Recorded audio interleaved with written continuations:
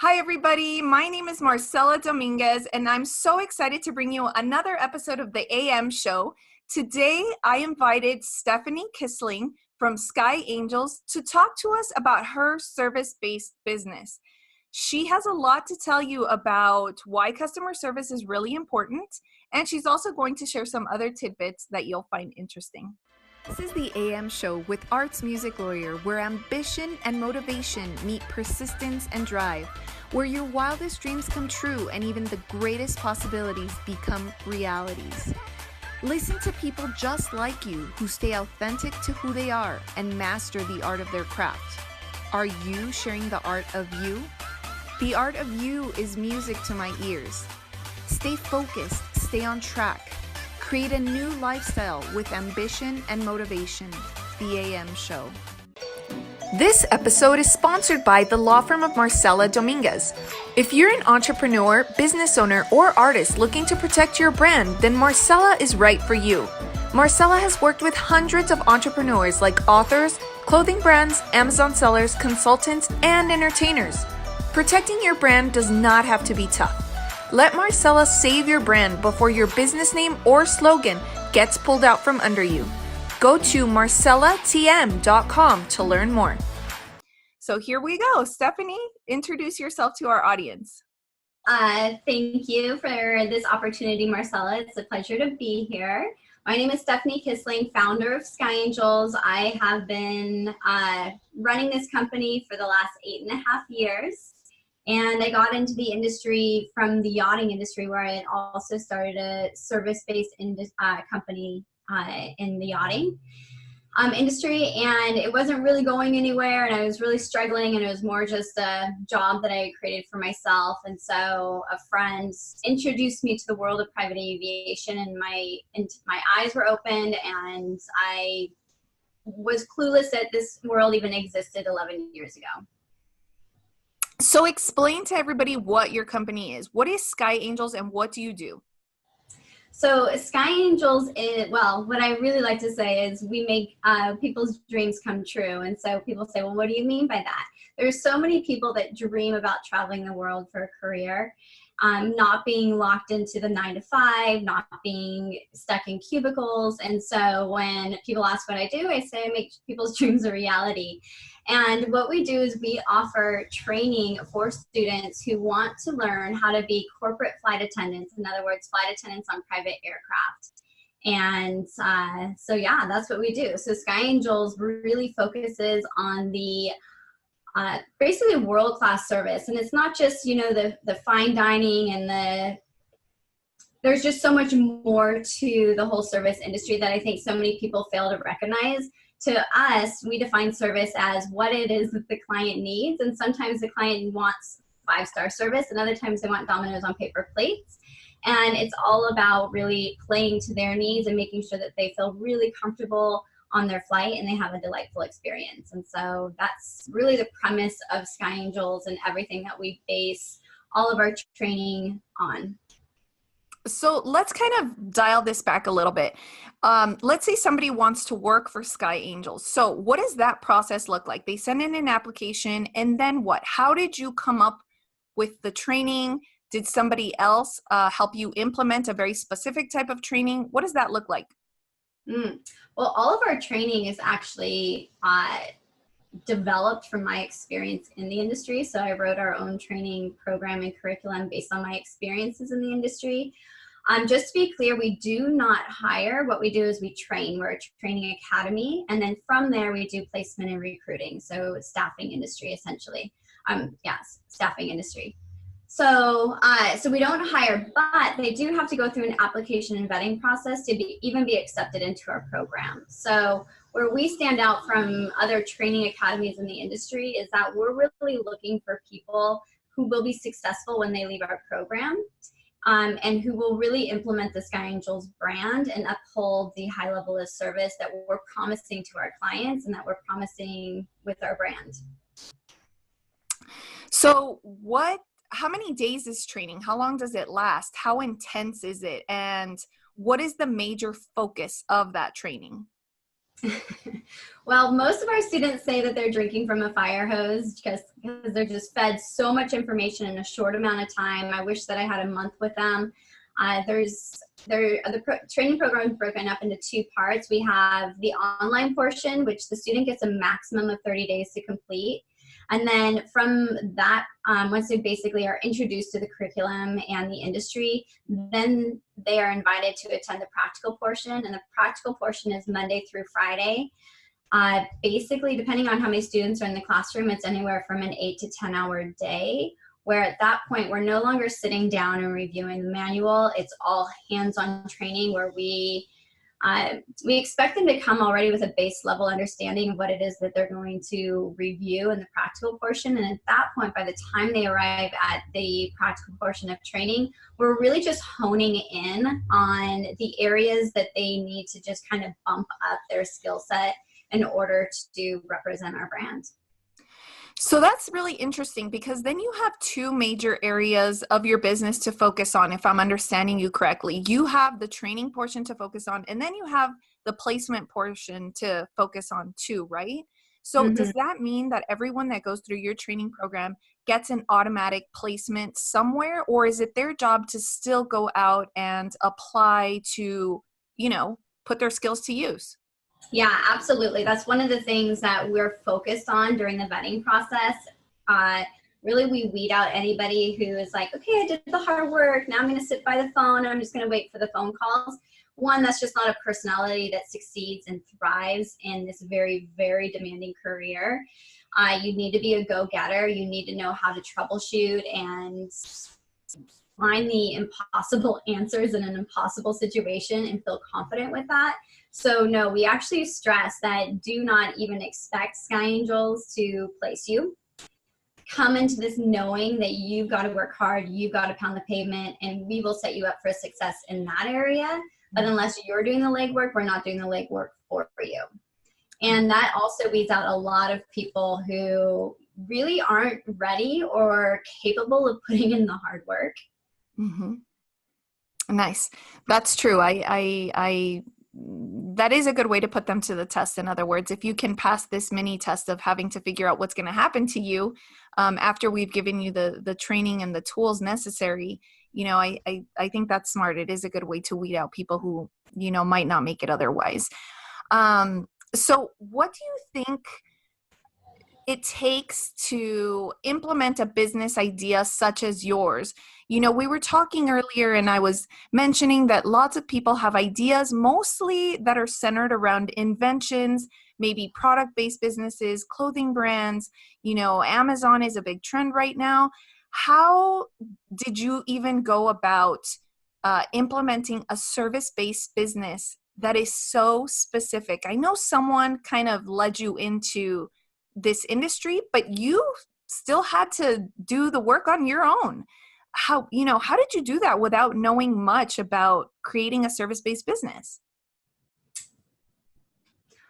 Wow, that's a very complicated answer, because I just think there's so many different variations of that answer.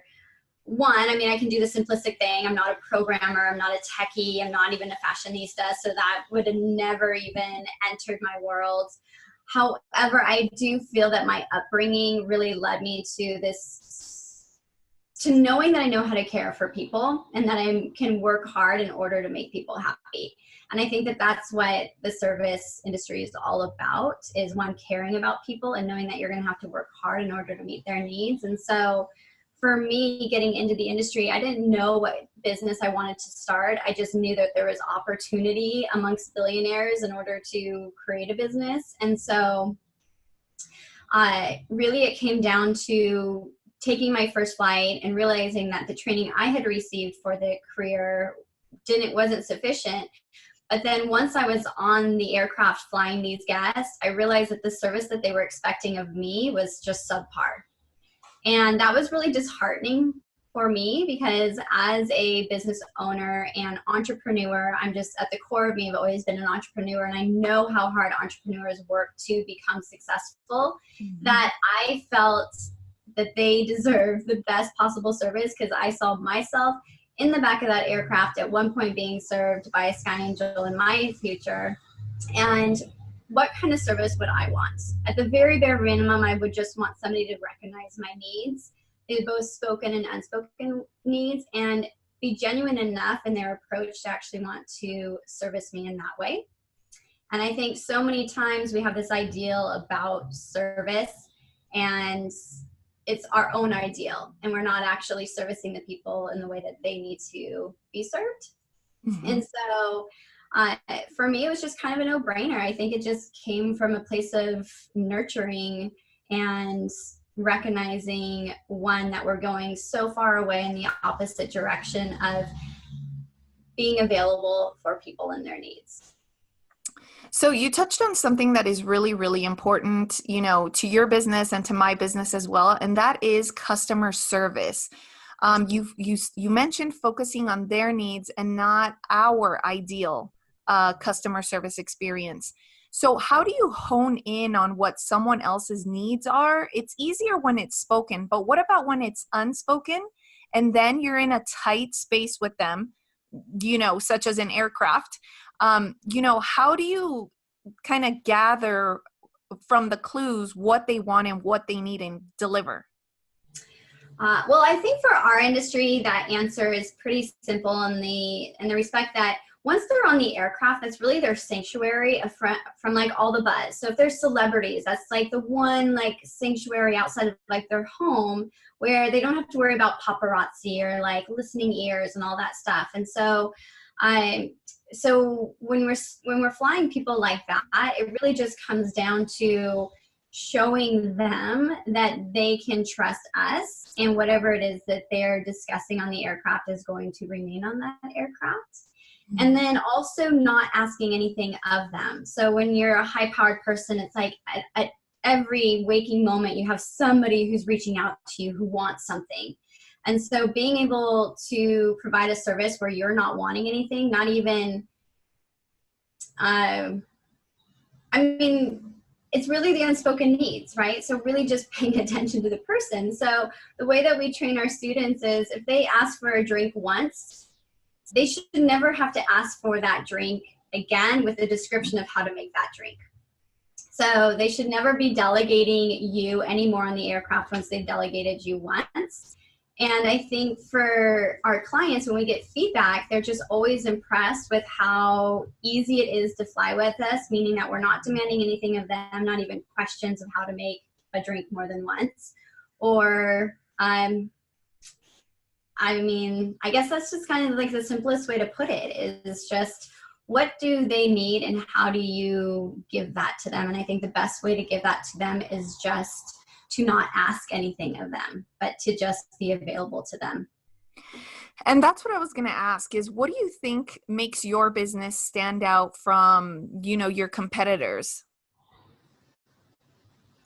Ooh, well, I guess if you were to ask our clients, they would say that our girls and guys are some of the hardest working in the industry, meaning they don't complain, meaning they find pleasure out of actually implementing a perfect flight, even though it's just under crazy circumstances. Every detail about the trip has changed from time of day that it's departing to day that it's departing to number of guests that were on the aircraft, from it was breakfast, now it's a lunch meal service. And so our girls are just able to roll with those punches. And I think a lot of that comes from during their time at Sky Academy. I mean, we push them just like it was a real trip. Mm-hmm. So they show up to Sky Academy and they're timed. It's almost like, what is that? Like Hell's Kitchen, where it's like, you got X amount of time to make this right now. And like Tammy pans up, and we just push them, and we're constantly pushing them in that uncomfortable zone of, I have zero time to do something I need at least 10 minutes for. Like, how do I actually do this with 10 seconds instead of 10 minutes? And I think our clients recognize that we can handle that pressure and still be graceful in our demeanor. And I don't think that a lot of customer service professionals really have that skill set. I think that they allow stress to get on them. We're like, I don't have enough time, and my boyfriend was at Home Depot the other day, and he's just wanting the guy to look for a tool that they might have at his shop, and he's like, oh, you got to ask somebody. He's like, I thought I was asking somebody. Like, you're wearing the orange apron. Like, can you ask somebody for me then? He's like so confused by it. But I just think that, yeah, I think that there's a lost art when it comes to customer service. And I think that our clients, if we stand out, it's that we are kind of old fashioned in our way of how we approach customer service, where we just kind of go back to the basics. And it's not like it's overly extravagant. It really isn't. We're really simple in our customer service approach. It's just that we're really just honing it, the whole experience on that one individual or the group of individuals. So speaking of approaching, how are you approached by a celebrity, or how are you approached for your services? Oh, how do they find us? Mm-hmm. Well, I think what's really exciting about Sky Angels is, again, I launched the career 3 years after being in the industry. And so through the customer service I would provide to clients, they kind of just were big, huge supporters of me. And so when I told them that I was going to be launching this company, one, there was always a lot of doubt, like, oh, blah, blah, blah, blah, blah. Like, how are you going to implement a customer service? Like, it's such a nightmare business. Like, do something else. And, you get all those naysayers. But behind all that naysaying, of course, I took in every advice and criticism that they had and applied it to this business. But it's been word of mouth for us. It's been word of mouth. Really, the only marketing we do is for students, for acquiring students, but we really don't do any marketing for acquiring clients because the industry knows about us. So the companies within the industry know about us, and then the individuals who fly on the private jets also know about us. Not everybody, but the name spreads through the industry kind of on its own. Mm-hmm. Mm-hmm. And but not without a lot of hard work, right? Like our Sky Angels are working really hard to maintain that word of mouth that is going from client to client. And nice. Yeah, we've been lucky that way. So walk us through a typical day. I mean, I know it probably isn't going to be the same every day, especially because people don't take the same kinds of trips to the same kinds of places. But if you could describe a typical day, what is a typical day? Well, that is the fun thing about this industry, is there is no 2 days that are the same. There is no such thing as typical. It's so funny because our students go, okay, well, in general terms, what can I expect? And you can expect to not expect anything. And so if you're lucky and you're a contract worker, you'll get 24 hours notice before you are required to show up for a flight. And from that moment, that 24-hour window, you are researching the clients. So you'll receive a trip sheet that has trip details on it. You'll be researching the clients, learning everything that you can from the internet about them. So this is like the whole customer service line where we kind of become Sky Angel ninjas. And we go, oh, they love Starbucks. Okay, what's their favorite drink at Starbucks? Is it a morning flight? Could we have this drink on board for them? They're a golfer. Should we go and pick up golfing magazines? So we really start tailoring the flight from the very beginning once we receive that trip sheet and know who our clients are. And then we start figuring out catering. So as a private jet flight attendant, you're responsible for the food on board, meaning you're either picking it up from a restaurant or you're picking it up from a grocery store, or you're ordering it through an aviation catering company, just depending on the flight time, and how much time you have available to implement all of this. Once you show up to the aircraft, unfortunately, pilots don't like showing up any more than an hour before the flight. So you have exactly 1 hour to jump on an aircraft that you've never seen before in your life and figure out where every single piece of service equipment would be in order for you to implement this flawless service. So where are the linens, where are the silverware, where are the plates, where's the water, where's the soda, where is the alcohol, everything, anything that you can possibly figure out. And then you got to figure out where all your emergency equipment is, because in addition to the service side, you also have the emergency side.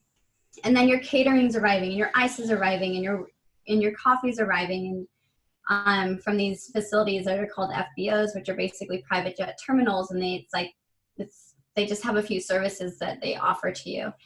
And so in that hour, you're just scrambling. And I tell them, I'm like, you're just going to be like the Tasmanian devil. Like, you're going to be like spinning through that cabin trying to figure it all out, while at the same time being this beautifully poised sky angel, where on the outside you just look like you have this really calm demeanor happening, even though your head's about to explode as you're trying to remember everything that you need to do.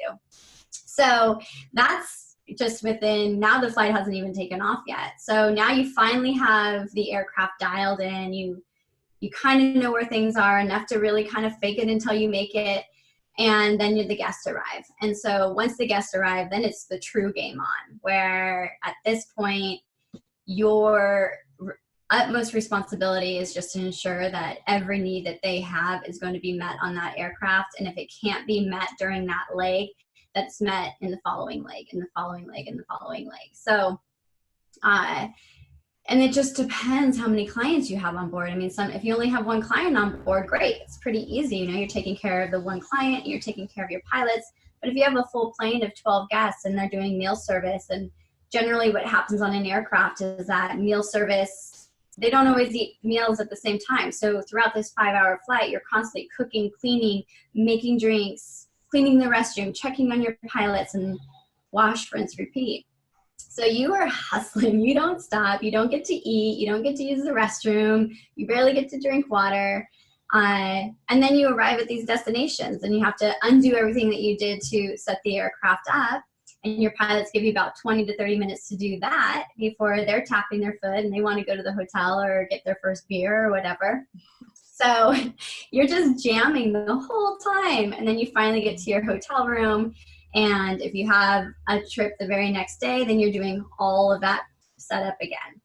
So if not, then you're at this beautiful destination and you're just enjoying everything that this career has to offer on the personal side, on the reward side. And that's the big benefit of this industry, is that when you reach your destinations, then you get to just enjoy the destinations. You don't have to worry about airlining another group somewhere. I mean, if you're in Bora Bora for 2 weeks with your guests, like, that's what you're doing. You're just hanging out. Wow. And so do you actually, hang out and make friends or spend time with the guest while you're in that location, or are you in your own places? Yeah, you're in your own places. I mean, what's neat about the industry, again, you just can't get bored, and you're always going to be experiencing different experiences on every trip, especially if you're a contract flight attendant and you're working on all these different aircraft. Mm-hmm. So we have some clients that insist that the crew stays in the same hotel that they stay in. Not necessarily that we're hanging out and partying with them, but they just want us to experience the same lifestyle they experience in order for us to know what kind of service to provide them. Because if you don't understand their world, it's really hard to create a service element that supports the world that they're used to. So we have clients like that. And then we have other clients that, once we reach the destination, we won't see them. We go to our own hotel. They go to their location, be it their vacation home or whatever it might be. And then you see them again when the flight begins. Other times you might have kiddos that are on board. And so the parents will reach out and say, hey, can you take my kiddos snorkeling while we're here, or a hike, or etc. So sometimes you're fulfilling the role of nanny when you're on the road. Just more for fun, if the parents just want a couple of hours to themselves. So yeah, I mean, as a Sky Angel, we really just say we're the personal assistant of the sky, and you should always expect to be available for any sort of request that the client needs of you during that time, because you are still getting paid. So just because you're not flying doesn't mean that you're not getting paid. You are still getting paid, and so you should absolutely expect to run errands or hang out with the kiddos. Nice. So I know that you try to make the ride as smooth sailing as possible, but I know that probably not all of your guests have made it smooth sailing for you. Mm-hmm. So can you tell us about a very memorable experience that maybe was not so smooth sailing for you? Oh my goodness. I'm going to disappoint you, because I will tell you that I maybe have just been the most fortunate person ever, but I have not had a nightmare experience at all. I haven't, I mean, and I guess you have to look at what's difficult, you know, and I think that I go into the industry and I train our students, like, just expect everything and don't get upset with anything. You know, everybody's going to have a different personality. But I mean, we've had clients that probably my most challenging one was this very high-powered celebrity, well-known celebrity with their entourage. And he kind of knew it was going to be a nightmare trip from the beginning. So he actually tipped me on the front end of the trip. And I was like, well, why don't you wait and see if you like my service? He's like, no, this is for you putting up with us. I promise you, just take it. And I was like, okay. But it's funny. So going back to like the whole service element, I mean, they wanted Kentucky Fried Chicken. Okay. I was like, really? Like, please just like, let me at least like recreate this stuff from like a nicer restaurant. Nope. We want Kentucky Fried Chicken. And so here I have like these big tubs of food. And then, I mean, the flight wasn't bad. They were just having fun, you know? And of course there is just a lot of activity that I had to keep up with in order to be able to serve them. But I mean, I guess that would just be maybe the most exciting / like, how do I handle this group of like super like gregarious men right now who just are there to have a fun time, and they're all smoking cigarettes and cigars. And so you're trying to deal with that, especially for me when I can't handle that stuff. And so yeah, I mean, there's experiences like that. And then there's experiences where you just have a plane of like 17 guests on board and it's just you. And you're like, I don't even know where to begin taking care of everybody's needs. But the nice thing is that on every aircraft, there's a lead, meaning the person who either owns the aircraft or the person who is chartering the aircraft. And so if you can just focus and like tailor all your service around that individual, then it kind of makes the flight a little bit easier. But I mean, yeah, there's just some challenging flights where you're just flying the longest flight with the most amount of guests and you're just exhausted, just totally exhausted. So I know that you obviously said that you can't listen to music or really do anything else when you are supposed to be focused on your guests. So once you have time to decompress, what is some of your go-to music that really makes you feel free and like you can really enjoy and indulge in the moment? I don't want to admit it. This is going to be so embarrassing, but I'm like a country girl through and through. So like I always turn on my country music and I'll be in my room dancing or like watching the CMT like video or whatever on the TV, and I'm just in there like grooving, doing like my paperwork and just probably slipping on a glass of wine too. Any one song in particular that really lights you up? Oh man. Well, I'm super in love with Brett Young. So any one of his songs, I mean, I'm like a romantic at heart, and I just feel like all of his songs are just like these love, like crazy songs. So he always makes me feel really good. Nice. Mercy, why you hanging on so tight if this ain't? Yeah. Well, I want you to, what I love about you is that you really understand the customer service portion of your business. And I think that a lot of different people who watch this podcast will maybe understand the value of customer service no matter what industry they're in. So do you have any words of advice or any tips for anybody who maybe is struggling with that area of their business? What can they do to really strengthen customer service and the relationship between them and their clients or them and their guests? Yeah, that's a great question. For my students, I just try and simplify it for them and just say, your job as a Sky Angel is to make everybody else's life around you easier. So you've got to look for ways to do that. And it could be as simple as when your clients are waiting in the lobby room and the receptionist goes, oh, would you like something to drink? And they say, oh, I'd love a bottle of water. Don't just hand them the bottle of water, unscrew the cap for them, right? Like go the extra effort, so that you're minimizing any effort that they have to put into actually enjoying that bottle of water, that first sip. I tell my students, and this sounds really funny, but I say, to kind of take the intimidation away from our clients, if you can just view them as toddlers, meaning 2 and 3, 4-year-olds, they can't necessarily communicate their needs, but if you observe them, you can definitely see when your toddler is getting hungry or thirsty or cold or hot or is just kind of bored. And if you can just kind of look at the clients that are coming through your door and going, okay, they have their coat on. Maybe you can offer them a blanket or another blanket, right? Or they're taking their coat off instead of them having to leave it tossed across their legs. Like, offer to hang this up. I think it's just small gestures that we're forgetting. I think it's just those nurturing gestures, you know, it's being motherly, not in a motherly way where you're like, oh, you're so cute little client, you know, it's more, you know, what can I do to show this person that I'm a nurturing person and that their needs mean something to me, whether or not they're expressing them. Because I think so many of us, we don't express our needs anymore. And so we just kind of hold a lot of that in. And I think if you want to be good at customer service, you have to actually reconnect yourself with humans and the signs that they're giving you through their body language. I love analogies, and I think that was a really great analogy. And so I think your company is really doing a great job to prepare mothers and fathers for, you know, that period in their life as well. Just FYI. Oh, thanks. So tell people where they can find you, where they can find your company, in case they want to reach out for your services. Okay, great. So we have a phone number that you can call or text, and that phone number is 310-421-8153. And then we also have an email address, and you can just send any questions that you have to inquiry@flyskyangels.com. And of course, we have a website.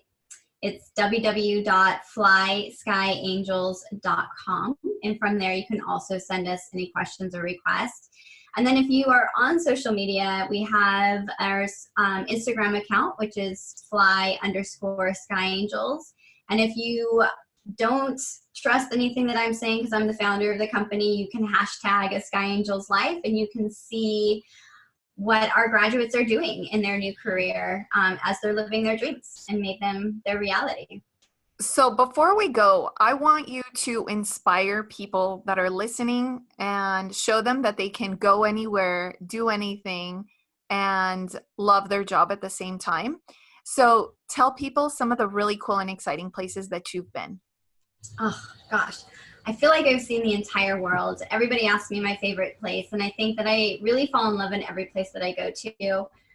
Rome, I spent 3 weeks in Rome. Of the 3 weeks in Rome, I only actually flew 3 days, so 3 actual physical working days.